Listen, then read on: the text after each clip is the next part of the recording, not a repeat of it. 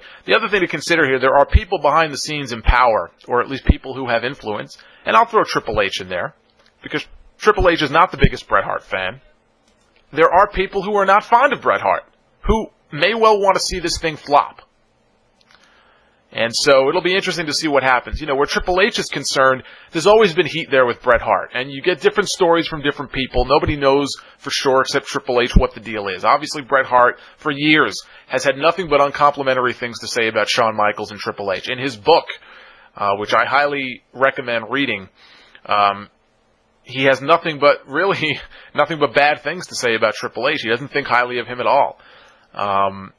Back in 2006, when WWE tried to get Bret Hart to do an angle at WrestleMania 22, they got him in for the Hall of Fame. Vince McMahon wanted him to be part of WrestleMania. He wanted him to be part of that match that Vince had with Shawn Michaels. He wanted Bret to interfere.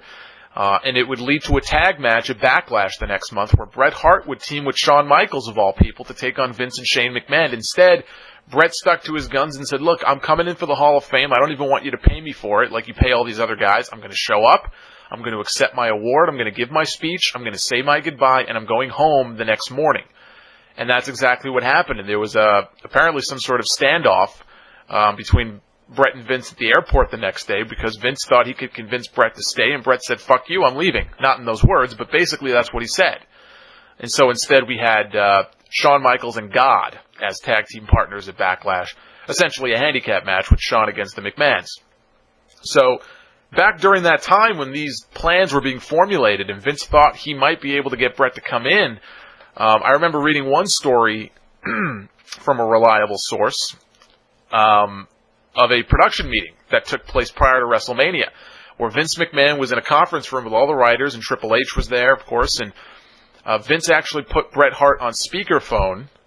The people in the room could not hear Bret, but they could hear Vince speaking to Bret.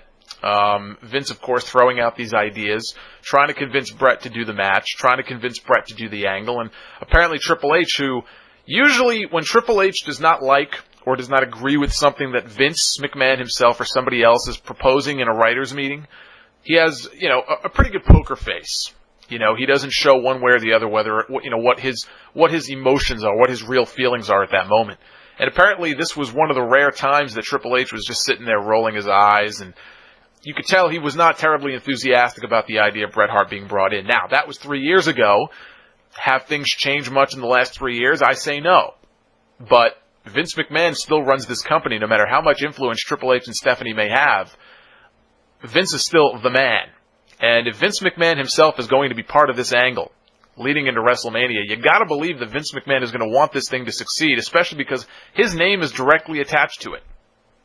Vince would not want one of his own angles to flop.